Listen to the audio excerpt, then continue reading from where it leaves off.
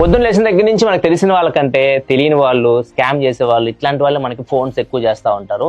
North లో ఒక అమ్మాయికి ఒక ఫోన్ కాల్ అయితే వచ్చింది.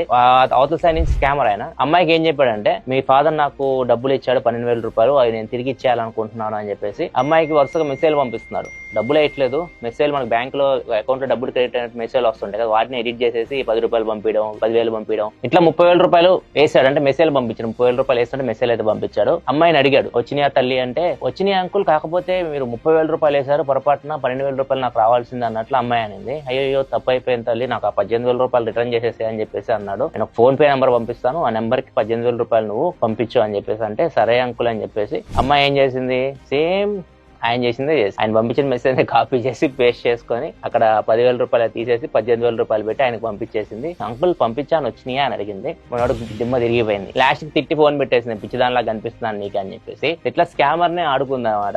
ప్రతి ఒక్కరు మనకు ఫోన్ చేసి స్కామ్ చేయడానికి ట్రై చేస్తూ ఉంటారు. మీరు వీళ్ళతో ఫుట్బాల్ ఆడుకోండి.